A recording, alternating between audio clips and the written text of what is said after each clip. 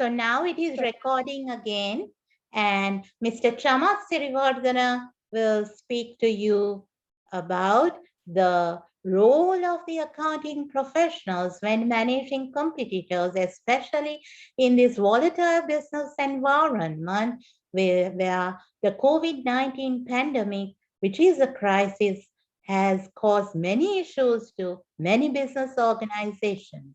Over to you, Sirivardhana. Thank you. Welcome, Sanjeevani Miss, and hope that I am audible and my screen is visible to everyone. Am I audible, students? It is good if you could increase your volume. Okay, wait, son. Am I audible now? Now it's okay, Sanjeevani Miss? Yeah. Yeah, if you can, in the sense, if it is the maximum that you can do, that's fine. Okay, I think this is the maximum that I can go. Okay, that's fine. Are you all okay, students? Can somebody tell me? Yes. Yes. So you have the chat off. Yes, okay. So students and Sanjeevani, thank you very much for the lovely introduction that you have given. Of course, when Sanjeevani Miss is conducting the lecture, it took, actually, I went to my university life and I can still remember how we have spent in the university. And thank you for that lovely memories as well. And student, just to start with the session by saying something like this, because I saw that a lot of examples were brought into the presentation by your lecturer, and more or less those examples are from manufacturing and service oriented organizations. And luckily I am not from manufacturing or a service oriented organization, and I am basically from a regulated organization or a regulated company, which is a financial institution in Sri Lanka. So I hope so. It is sometimes you might think that whatever these practices, especially the strategic management practices, managing competition is not that much important or play vital role in banks and financial institutions in Sri Lanka. But I would say it is not the case, and it is equally important for our organization as well. And one more thing that I want to emphasize at the very beginning, but the things that we are doing in our industry, it's somewhat different than the manufacturing organizations or service-oriented organizations. So what I am going to do today is basically, student, without taking that much of your valuable time, I just wanted to give you some kind of an introduction about my organization and what we do as accountants. Obviously, when it's come to the my organization, Sanjeevani Miss also mentioned, it is Citizen Development Business Finance PLC.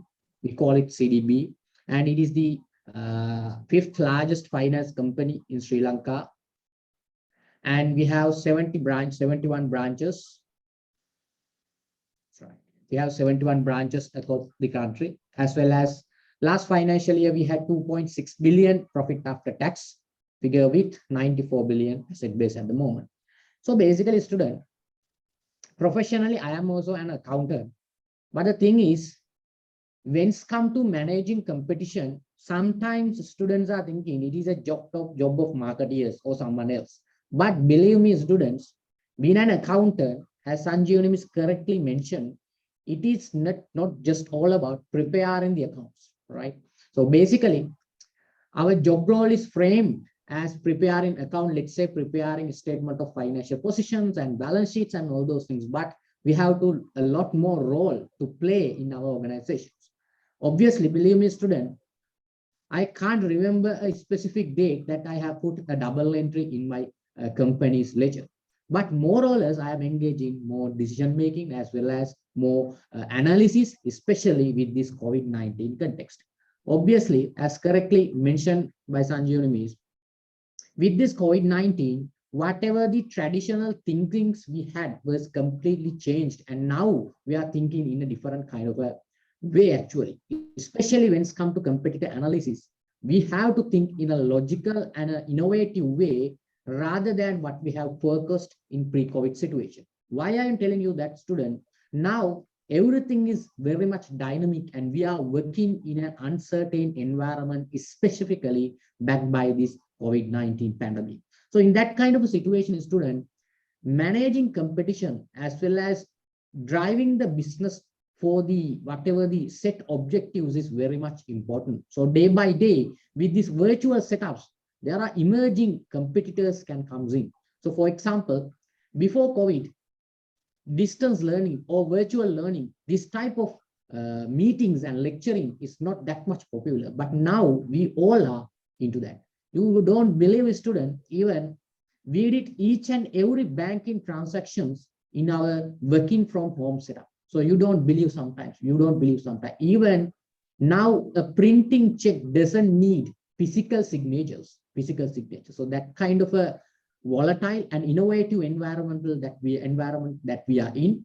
So in that kind of a setup, student, obviously we can't take our traditional role. If we take our traditional role, obviously we are going to vanish ourselves, or it's like a dying profession. Then what we have to do is we have to engage in other aspects of our organization, and gradually all the accounting professional bodies as well as all the accountants have realized, and that is why we are more or less engaging business strategic management aspects of our organization.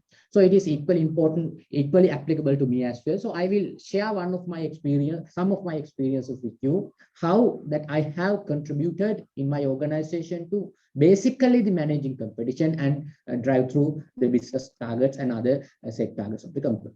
Right.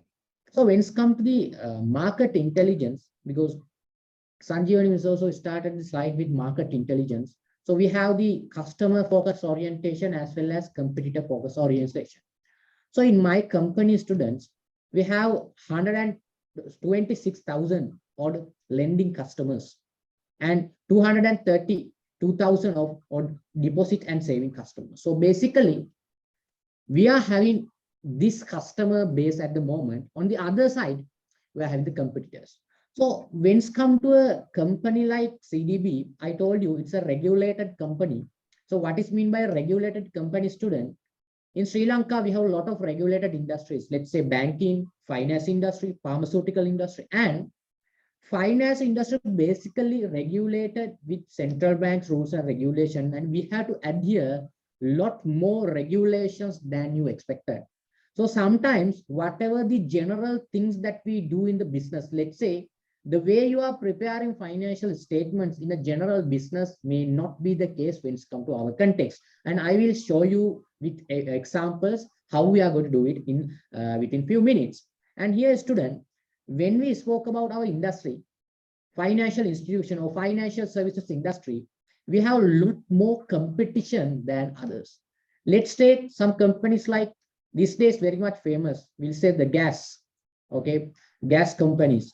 How many companies in Sri Lanka? We have two companies. Basically, those two companies are sharing their market share, right? If we take the let's say supermarkets, there are very few supermarkets we have. Kiehl's, Cargill's, and Blowmark. Likewise, very few prominent brands are there.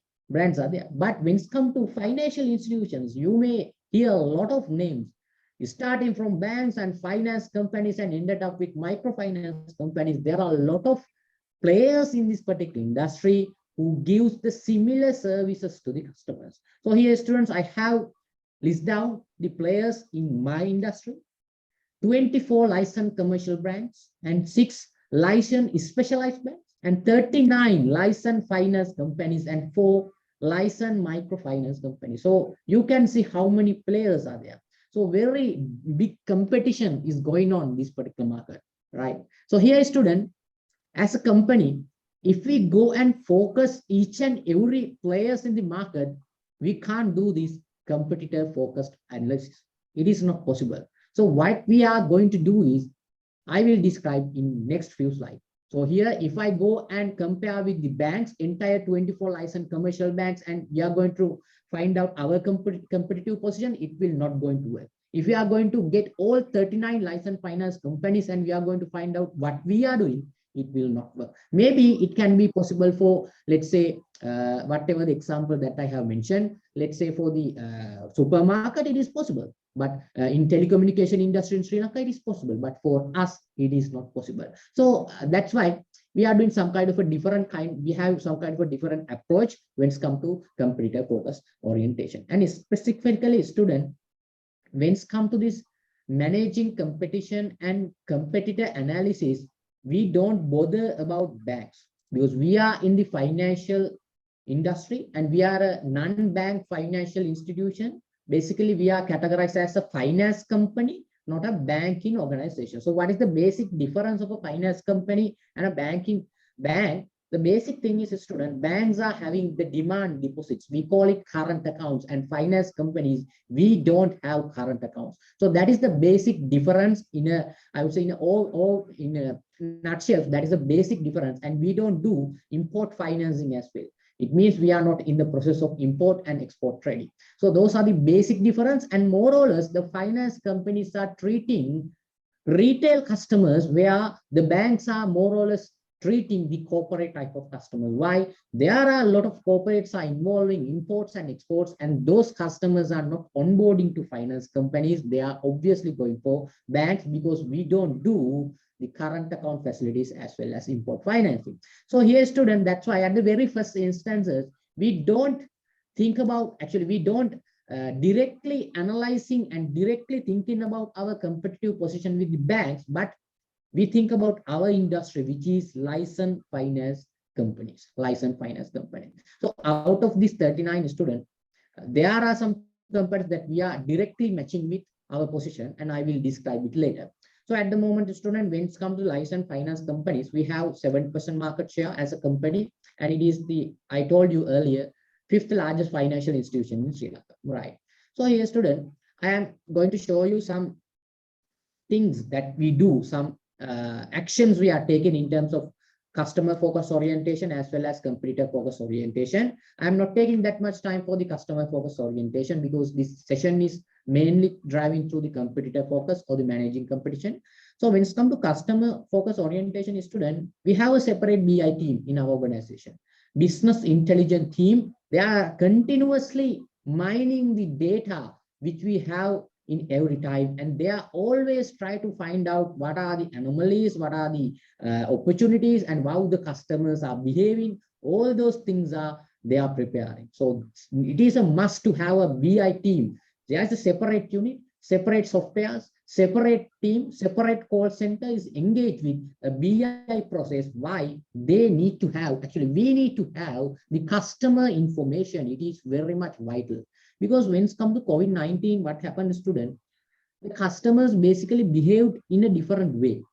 So initially, normally in our industry, it is very important to have recoveries. We call it recoveries because after customers have taken loans, they have to pay it back.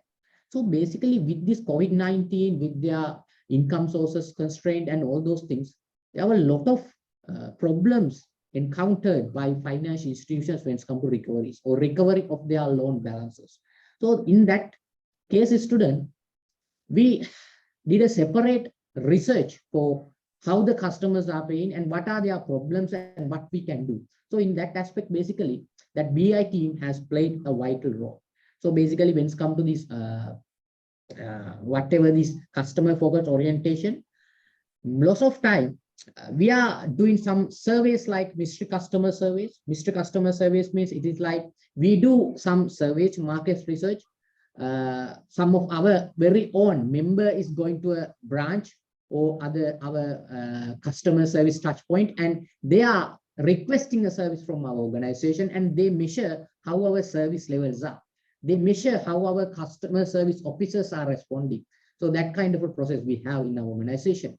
As well as we have tied up with some consultancy firms. So I can mention one name is Strax. So we have tied up with them, and they are the ones who are basically analyzing the data within the market, and they are the ones who are analyzing the customer behaviors. And what we do is we get some information or the processed piece of information from them as well, because we consider the customers are very much important. For a bank or a finance company, student, it is not like other company. Why? For a bank or a finance company, basically, we run our business through the deposit collected from the customers, and we lend it to the loan customers, some customers. So both sides, we have customers lending, and the lending is done through or funded through deposits. So customer is very much important in an organization, specifically or a bank or a finance company. So we have to match two sides. So normally what is happening is, it is like a normal company, equity owners or the, I would say, the shareholders are pumping the money, or the banks or a finance company pumping money as bank loans, and then they do the business. But in our case, it is not the situation. Both sides, the customers are there, and it is very much important. When it comes to competitors, actually, students, I have mentioned as well, in our industry, we don't have that much of a problem when it comes to potential entrants. Why? It's a regulated industry, and central bank is merely giving new license to enter in this particular industry. Why? At the moment, there is a program going with the Central Bank of Sri Lanka to amalgamate the finance companies. Whatever smaller finance companies, they wanted to amalgamate with big finance companies. That is what we call consolidation program conducted by the Central Bank of Sri Lanka. And they actually don't want to expand this industry furthermore. They want to combine and consolidate these companies, and they want to reduce the number of players within the industry. Also, in that case, student, we don't have that much of a problem with potential entrants or the new entrants. But the problem is, we have close competitors, we have current competitors, very strong competitors. Overnight, the situation can be changed. Overnight, the situation can be changed. So that is why we are really worried about. And other thing is, students, every time when it's come to managing competitors, it is very much important in our industry to outperform others by using our technology. So as a company, CDB, currently we are in few main projects I have mentioned here. We are in a robotic process automation process, RPO project, where we are getting, let's say the customer comes to the company and he's asking for a bank loan, and what is happening is, whatever the application is scanned simultaneously, as well as the, I would say, the credit evaluation part. So it's done by a robot, basically, not physically human being. So that kind of a robotic process automation goes with our company. Why? In our industry, students, it is very much important to deliver the service to the customer without minimum lead time. That is very much important. If we take 2 weeks to grant a loan, it is the end of our story. So there are some companies who are granting the loan within, let's say, 5 hours, 6 hours, something like that. So we have to go with that. We have to go with that. So normally, you know, if you are going to a bank, you have to fill a lot of documents. So that policies and procedures are very much high. But here, student, finance companies, the situation is somewhat different. Obviously, the rate charged from the financial companies are somewhat high when compared to the banks, but the service we are providing is not, I would say, not delayed as much as banks. Why? We give the service, we'll say, if you want a loan, we can process it in a 1 day. So how it has done, basically, we are doing it through this robotic process automation. So whatever the human activities we have minimized, and that kind of a process automation goes on. Why? We need to manage the competition. Otherwise, if you are not going those things, we will be outdated from the market. And we have an online platform, in our online platform, and online wallet, right? And we have basically, we are the company who has introduced the Facebook fund transfer, because normally the fund transfers are done through online platforms, but through Facebook, social media, or WhatsApp, you can do the fund transfers. So we have introduced that kind of a mechanism as well. Why? As an organization, we always believe to outperform this competition, because there are 39 players in our industry as close competitors. If we want to outperform these competitors, we want to give some kind of a more value to the customers, and that market competitive position is very much important. So Sanjeevani is also mentioned about the framework from your textbook, and that framework, the very much important, the starting point is the competitive position. So you need to have a good competitive position to outperform the competition. Otherwise, it is not possible. So moving forward, it is student. So this is one of the analysis that we have performed during our competitor or the managing competition is strategy. So here, student, in our company, what we do is, normally we don't go and analyze the competition, or we don't go and look at our competitive position with 39 players in the industry. So what we do is we actually have identified 10 players whose we categorize as close competitors. That's how we do. Close competitors, 10 players, very close competitors, and we are doing whatever the analysis, the main analysis based on these 10 companies, 10 companies. So here, student, I can show you. Here we take the 10 companies, the top 10 companies in our industry, and believe me, student, that top 10 company recorded 72% of the market share, 72%. So no point of wasting time. Out of the 39 companies, the remaining 29 companies only sharing 27% of the market share. So our thinking was no point of spending more time on those 29 companies. So what we have doing is at the moment, we are focusing on these top 10 companies who are performing at very good pace, and we are giving more prominence to that top 10 companies. Especially with this COVID-19 student, there are a lot of problems in finance companies, especially the small players are facing a lot of financial problems, a lot of cash flow problems, a lot of recovery problems, a lot of problems they are facing. And now his students, no point of taking extra effort on those. And these top 10 players are every time is performing well. And that's why we are focusing on this kind of, you might think we are doing some kind of a partial thing, but believe me, student, those are the players. We, based on my experience, I'm telling these top 10 players are the most important things. Then why? If we focus on those 10 players, we have enough time to focus on what we are doing. Otherwise, we will not able to focus on our close competitors. So I will tell you hereafter, I will tell you these 10 players as close competitors, and I am going to show you those close competitors with the logos of their respective companies. So our industry, the number one is People's Leasing. Number two is LOLC, LB Finance, Central Finance, and we are the number 5. And commercial credit, commercial leasing, Valuable Finance, Cheapath Finance, and Market. So here, student, every quarter, these companies are regulated. I have mentioned earlier, these companies are publishing their quarterly financial statement. Every quarter they are publishing. So basically, soon after they have published their quarterly financial information, we are starting our process. So believe me, student, this industry analysis, competitor analysis is mainly depend on the information provided in the Colombo Stock Exchange by the respective companies. So you may ask why, and I will describe that also in later.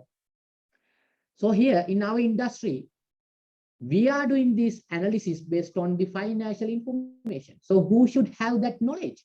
Can marketeers read and get that idea about the financial information? No, accountants should be there. So basically, student, in our company, this industry analysis and whatever the interpretation, conclusion, and whatever the outputs are produced in relation to managing competition is done by the accountants, done by myself and my team, and done by the accountants. So that is the beauty of because normally, student, we call accounting is the business language. Accounting is the business language. So and not other things, accounting. So if you have that accounting knowledge, you should be able to go company wise. You should have that ability to identify what are their strengths and what are their prepositions and what they are coming for in future. So that knowledge you have, and what you have to do is you have to use it. So that is the only thing. Yeah, student, when it's come to our industry, I told you partly basis, we are doing some kind of an industry analysis, and I will show you what are the techniques we are using basically. So you might think that practical things that we are learning in the classroom is not important, but I will prove you those things are important in coming slides. And we are reporting this output to the board of directors. So normally we are having board meetings in every month, but for specifically on quarterly basis, we are having a specific time, and we have been allocated a specific time period to present the industry analysis. And what we are doing is we are presenting the industry analysis and how the players are behaving and how they are moving and what has happened in last quarter. And likewise, we are giving some recommendation as well. Recommendation in the sense we are giving some output and conclusion as well based on our analysis. And then board of directors are taking some decisions based on that. Maybe they will introduce some new products, they will close down some product, and they will think about going for some product. Likewise, there are a lot of decisions that they are taking by using this industry analysis. Here, student, when it comes to this competitor analysis, competitive analysis, basically students, the main that we are learning theories, equally we are using in practice as well. So one of the main tool, actually this is the main tool that we are using for managing competition and competitive analysis, financial ratios, nothing else, financial ratios. So you know, in financial ratios, we have liquidity, efficiency, profitability, asset utilization. There are a lot of investor ratios. Likewise, there are 5 types of ratios we are coming across. But here, student, in our industry, it is somewhat different, not exactly the same, the ratios we are using in our normal manufacturing organization. For example, I can tell you, let's think this way. In a manufacturing organization, we have a gross profit margin. But in our organizations, we don't have gross profit margin, right? Manufacturing organization, you have gross profit margin. So you can take a balance sheet of a finance company or a bank, and you see whether they have the gross profit. They don't have the gross profit. Why? They don't have revenue. Instead, but they have the interest income.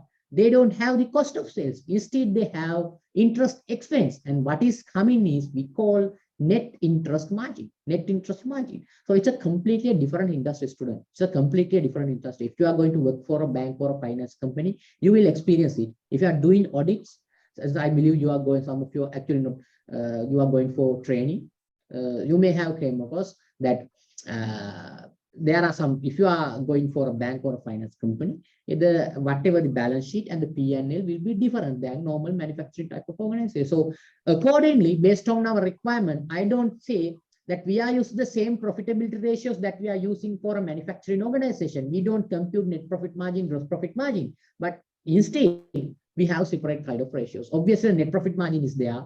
Instead of gross profit margin, we have something called net interest margin. So those ratios are there. In terms of liquidity also, student, we don't compute current assets, current ratio. We don't compute quick asset ratio. Why?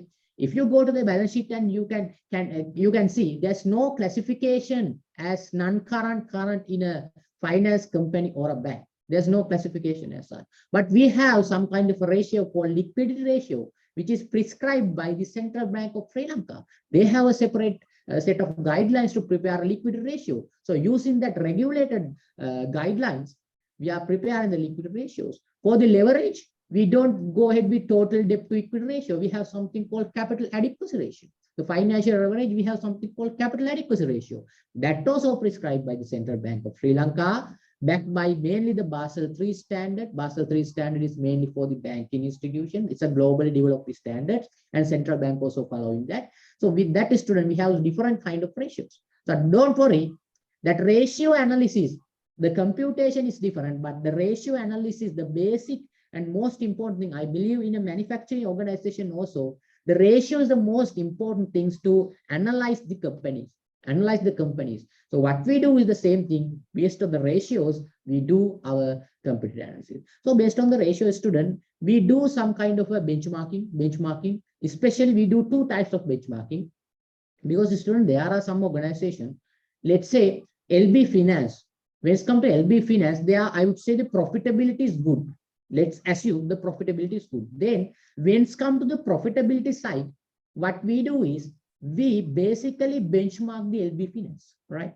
But when it's come to, let's say, the leverage, the People's Leasing is good. Then that aspect, we are benchmarking the People's Leasing. So we are not benchmarking a single company. Each and every aspect, we have separate benchmark, right? So when it's come to the liquidity, let's say the LOSC group is good, LOSC Finance is good. Then we benchmark LOSC when it's come to the liquidity. It's a peer benchmarking we have, as well as industry benchmark also we have, because sometimes the central bank also have set some guidelines.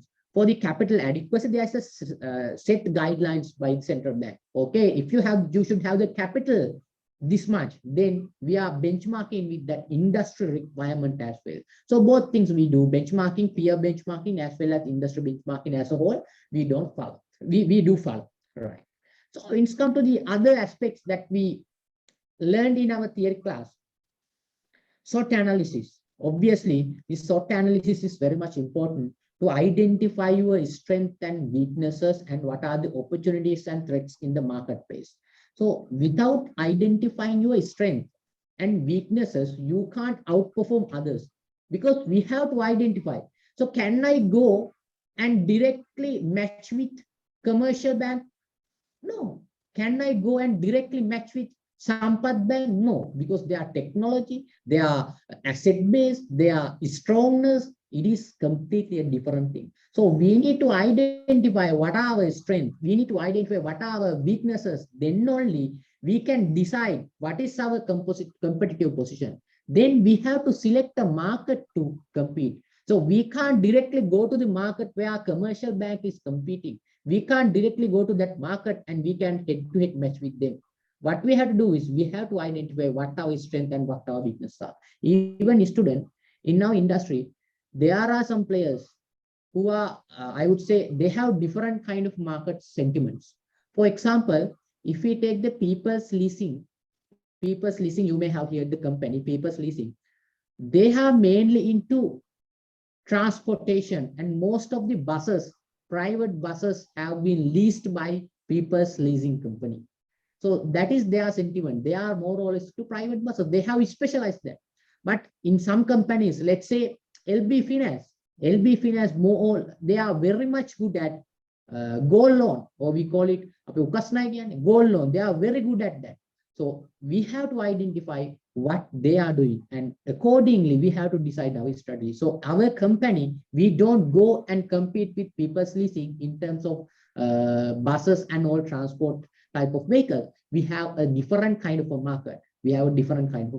Central Finance, if you take Central Finance, they are really doing the they are not doing brand new vehicles. They are doing a lot of second-hand vehicles, leasing for second-hand vehicles. So we have to identify each of their sentiments and how they are competing, and we have to match our strengths and weaknesses, and we have to go and fight with them. And other thing is, student, there are a lot of opportunities created just because of this COVID-19. Even though you don't believe, there are a lot of opportunities created.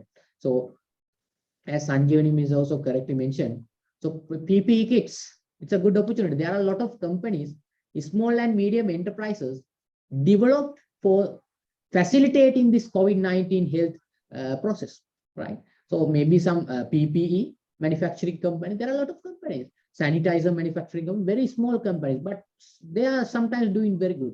So SME sector, there are some emerging trends, and some other sectors. Obviously, we see a lot of negative side of the pandemic, but there are some companies who has emerged just because of this pandemic. So that also we need to focus. So as industry, let's say with this COVID-19 pandemic, if we are going to lend the customers from tourism industry, it is the end of our story. So what we have done was basically, student, we have stopped lending to the tourism industry. Why? We understood that tourism industry is not going to recover for another 2 to 3 years.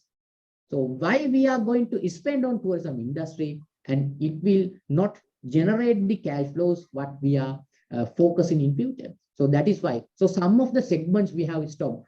Even student, with COVID-19, we have stopped lending for properties. Maybe the housing loan we have stopped. Why? Who is taking the housing loans? Who normally who are taking housing loans? Housing loans are taken by normally the salaried employees. If you are doing some kind of if you have some kind of a good wealth, you don't take housing loan. Salaried employees are taking housing loans. So what has happened with the COVID-19 pandemic? Salaried employees, some of they have gone for salary cuts. And think about inflation. Let's think about a small, let's say 1 kilo of sugar. How is the price that they have changed? So just because of that, student, the salaries employees are the one of the most depressed group in this economy. In that case, student, salaried employees are taking housing loans. If we go and lend them for the housing loans, what will happen? Our recoveries will go down. So you might think it is injustice that we are doing, but as an organization, we have to, because we are dealing with public interest, because we are taking money from the deposit from the customers, we have to obey that. We have to pay some respect for them as well. We have to secure their funds as well, because some people have believed in us, they have deposited money on with us. So we have to ensure that we are lending to the right customers who can pay at this moment, See, that's why, student, we have to use this auto analysis. And I would say last few months, this was the most important analysis that we have used, SWOT analysis, opportunities and threats based on every time the new government press release comes, we do a different kind of an analysis to identify the market segments. So that is very much important, student. Then the Porter's 5 forces of student, and this Porter's 5 forces we don't do regularly as a company, but let's say once a year we'll do it, Porter's 5 forces, to identify how our market position is all about and how the industry competition is basically on. So that case we are using Porter's 5 forces. Just to have some kind of an introduction about Porter's 5 forces, obviously student, threat from new entrants is minimum. Why? I told you, with the central bank consolidation program and their rules and regulations, and they are not providing license. If you want to come into the market, you can't get a license. So it's a regulated industry. This problem is not there for us. Threat from substitute, obviously we have, and threat from inter-rivalry. It means the companies who are in the same industry, we have a big competition. So the industry, like the finance company, they have 39, we have 39 finance companies, huge competition within our industry, huge competition. As well as substitute, I can tell you the substitutes as basically the banks, because banks is the one of the most, if you think about our industry, finance companies as a separate industry, the banks are the close substitute we have. In that case, student, we have, so sometimes you can interpret in some other way, but I would say, obviously competition is very high. Anyway, the bargain power of customers also very high. So in that case, we call customers basically the lending and deposit customers. It is really high, students. Why? Especially the deposit customers very high. Let's assume if customers, every customers are start to withdraw their deposit from our organization, it is the end of the story. Why? If we breach the trust of that our customers, if they are going to start withdrawing the money, we don't have funds. We don't have funds. So the similar kind of a situation has happened in past as well. A lot of companies who has collapsed just because of this reason. So we have to satisfy our customers. Anyway, the customer focus orientation plays a vital role in this aspect as well. Bargaining powers of suppliers. Actually, student, we are not a manufacturing type of organization. We don't have that much of suppliers, but we can categorize our bankers and other fund providers because we are working with some foreign funding agencies. They are as our suppliers who provide the funds to us mainly, other than the customers.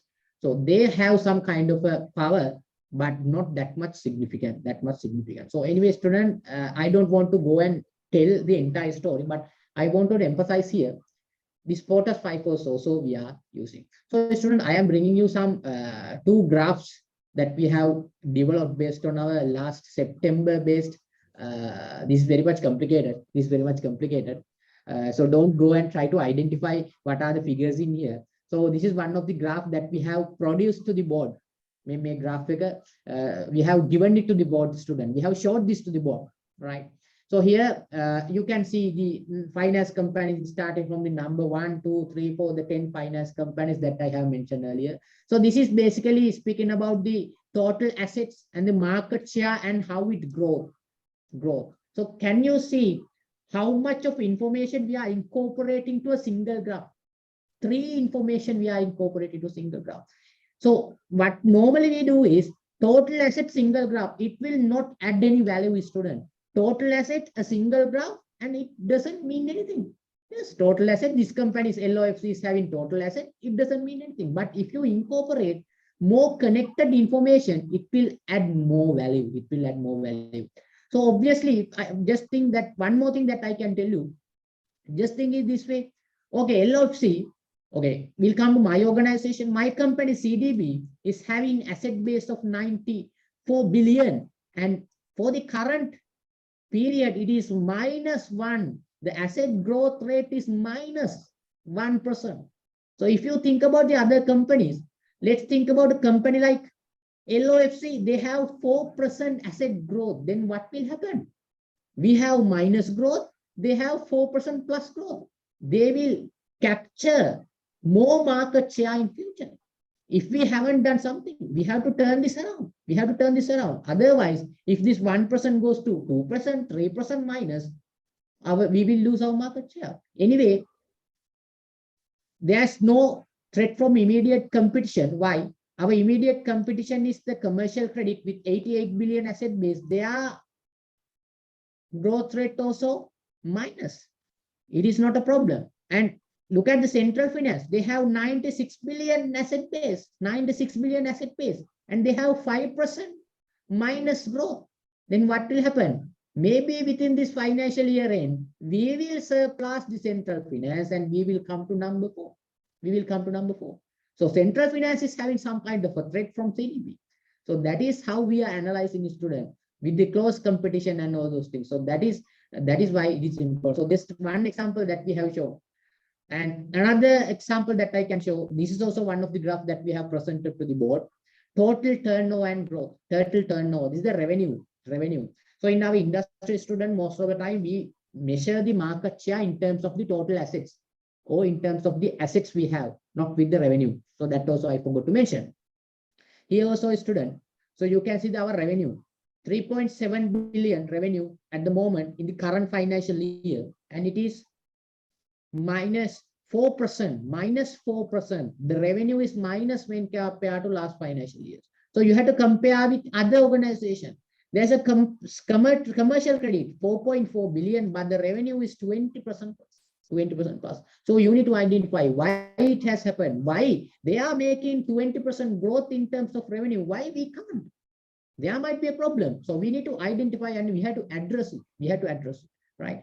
So it is like the case, though, commercial leasing, 18% growth, valuable finance, 18% growth. When they are recording 18% growth, why we are recording 4% minus growth? There should be a problem. So you need to identify. How you can identify it? Basically looking at the competitors, So student, with that, I am come to this particular slide. Source of data. I think Sanjay is also mentioned about the source of data, but I have given this source of data in a different approach because it's still, I don't know whether the terminology has changed, but still we use the terms secondary data and the primary data. So basically the primary data means the data collected by ourselves, and the secondary data means the data already published at the moment. So recorded data, basically recorded data. So here, student, we have a big problem in our industry. It is very much difficult to collect the primary data in our industry. Very difficult. Why, student? Banks and finance companies, the most important policy, or I would say the principle is the confidentiality. Let's think this way. You have a bank account. Can I call to the bank and can I know the amount which is in your bank account? No, they are not giving it to us. So very much important in our industry, confidentiality, because people who invest, people who make deposit in our company, they think that we will protect their confidentiality because they have a lot of sensitive information. Because I am not disclosing my wealth to others. It's a sensitive information. So that is why the primary data collection is very much difficult, and data protection laws are there. And there are something called inside information. Inside information means basically, let's think this way.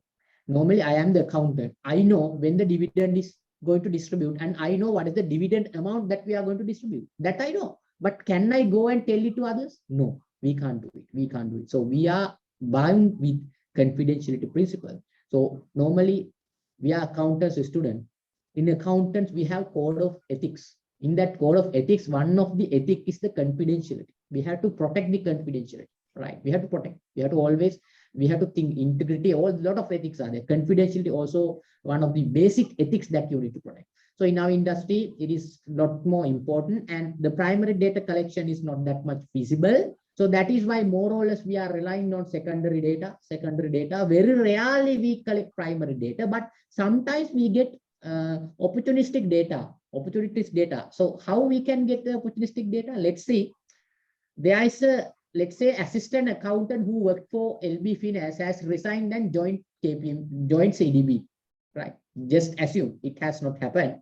Assistant accountant of LB Finance recently moved out from LB Finance and now he is with CDB. Now what is happening? So we can get some data, we can get some information from him, right? That is, I am not saying it is 100% ethical, but that kind of a data collection also we goes on. But as an organization, right, we don't that much believe on those kind of, always relying on secondary information.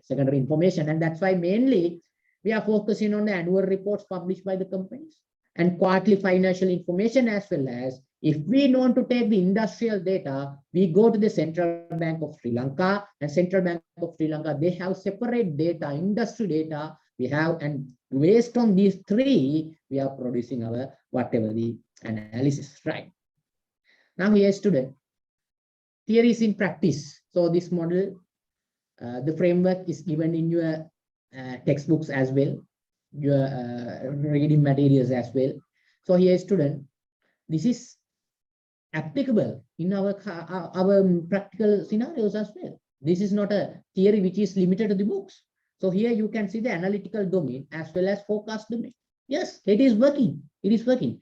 So anyway, the competitive analysis, I told you earlier as well, time to time we do SWOT analysis, strength, weaknesses, opportunities, and threat, and we are going to identify what is our competitive position is, where we have to go, where we have to compete, what are the market we should be. So that we do actually. So basically, student, most of the time this competitive analysis is done by, in our case, the marketing department, and we have something called a cross-functional team. When there is a requirement comes in, let's say, the new product development requirement comes in that case, we will set up a cross-functional team, and that lead will take by the marketing department because they are the one who are designing the product. But obviously, in every cross-functional team, there is a guy or a girl from the finance department who is having the accounting knowledge, is in that cross-functional team. In our organization, there are no cross-functional teams without having accountants within that. So every time account is required. Why? Because they are the ones who know the business language, and they are the one who is going to do the projections based on that, because every project we have to do a projection. So projections are mainly carried out by the finance department and the accountants who are working in the finance department.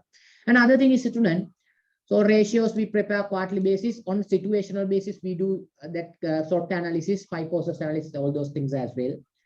Competitor identification, obviously, we do the competitor identification. I told you the 10 most close competitors we are taking into account, and interfirm rivalry, and market commonality and resource similarity, we are doing it, and I will describe it in the next slide.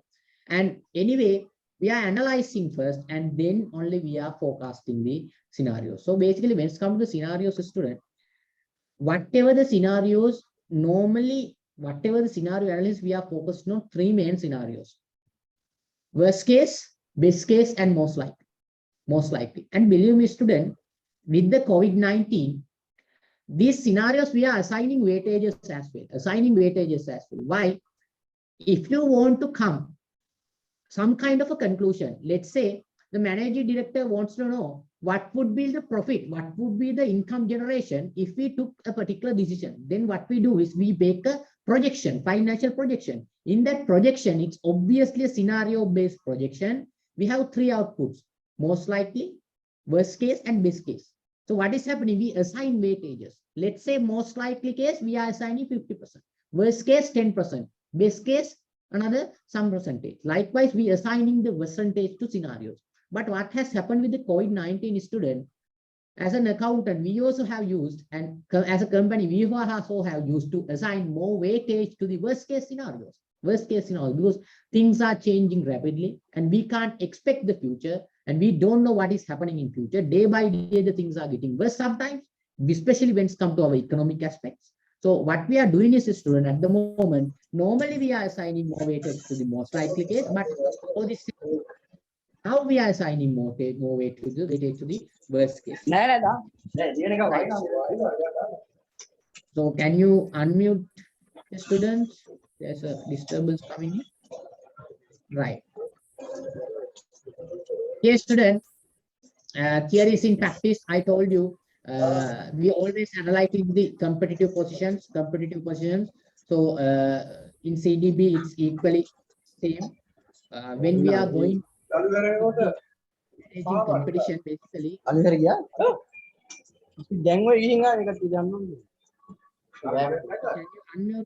students? Right. Thank you. So here in our company, student, I want to make an important remark. Our company only, it's a young company, 25 years, and we have obtained 7% market share. And believe me, we are the one of the youngest company in this industry. So it is just all because we have analyzed the competition very well and we have worked accordingly. So competitor analysis plays a very much vital role in our process. So recently we have an online based platform, fully fledged online platform, online banking solution, which is called CDB iNet. And we have something called patpat.lk. You may have not heard. You may have not known that patpat.lk is having some kind of a connection with CDB. So patpat.lk. So all these, whatever the new product developments and all those things is an output of the competitor analysis. So you can't ignore it. You can't ignore it. So if you are going ahead with the companies, if you are going ahead with the organization which are developing day to day, obviously you can't say I am the one who is responsible for preparing financial statement and I am the one only going to do that. You can't say that. You have to go ahead with the other things as well. Specifically, this is very much important. So here, student, I have again mentioned something about this competitor identification. So this map was there in your theory parts as well. So basically, student, I have plot our companies based on market commonality and resource similarity. So if we take, I have mentioned 10 companies already. Those are the direct competitors, students, or the close competitors. So these 10 companies are closely competing and they are having a huge competition in our industry. So here, student, when it comes to the resources, we are sharing very similar type of resources. And when it comes to the market, we are catering similar type of a market. On the other hand, student, there are some companies. Can you see the indirect competitors? So these are more or less student, the microfinance companies. But what is happening, student? They are smaller or medium scale type of finance companies. In terms of the resources that they have, they are low, but they also catering the similar kind of a market, right? So in terms of these companies, I have plotted them as indirect competitors. And other thing is, student, when it comes to the banks, they have the resource similarity. When it comes, they have the resources, they have similar kind of resources that we are sharing. And market is not that much same at the moment, but I told you earlier as well, when it comes to the market, there are more or less into corporate customers, treating corporate customers. Obviously, they are prime focus into treat corporate customers, but our prime focus is to treat retail customers. In terms of the market similarity, they are now at potential competitors because any point they will more think about the retail customers than corporate customers. In that case, they will also have some kind of impact on our operations, right? So here, student, that is what I am doing at the moment as accountant. Basically, not just preparing the financial statement, but we are more or less into the managing competition and all those things. And student, I am going to end up my presentation with these two pictures. So here, student, so in this picture, I have taken in 2019. It's Westminster Abbey in London, right? So I was lucky enough to participate for a international summit, and you don't believe these all are accountants. These all are accountants from various countries, starting from Ireland, UK, then Australia, China, likewise various countries. We had a lot of accountants, and believe me, students, their role has changed almost. And we are still somewhat lagging behind, and we are thinking about just preparing financial statement. But the world is moving, and accountants' role is not limiting to preparing financial statement. Now we have a bigger role. We have to identify that. From that summit, from that close interaction with these friends that I have met in London, that's what I have realized. We are somewhat lagging behind in terms of our thinking about the accountant's role. So we have to change it. And you have the chat box option. Can someone say what is this? What is this? Can someone say what is this? Any student who can say what is this? There's a picture like something like, what is this? Anyone knows what is this? Can someone try? So other question, student, please give me an answer. How much you are going to pay if I am going to sell this? If I am going to sell this picture, how much you are going to pay? How much you are going to pay?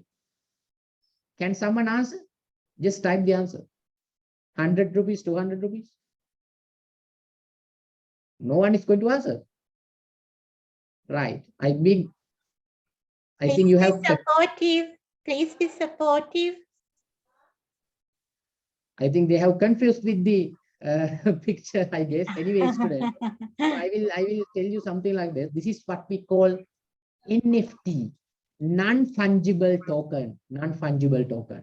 So believe me, student, this can be sold for $1 million. This is one of the, I would say, a medium of exchange, just like currencies, a medium of exchange that we are using in blockchain technology. So you may see this in today. Okay, so go and do some kind of a research. So I will put you a question mark, NFT, non-fungible tokens, and this is one of the medium we are using for exchange purpose, like currency in blockchains. We have a lot of things called cryptocurrencies, blockchain, cloud computing, and a lot of things. The technology is changing, student, and obviously the competition is very much changing. Right? So the competition is going to be dynamic dynamic on day-to-day basis. So you have to be careful on that. So when you are working in an organization as accountants, so you have to be mindful with that. And believe me, finally, I would say accountant's role is completely going to change. And very much thank you to Sanjeevani Miss for organizing this kind of a thing, as well as informing the student that accountants are not merely preparers of financial statement. So with that note, student, I will say a big thank to you. And if you have any questions, so you can raise now. I will stop the recording now.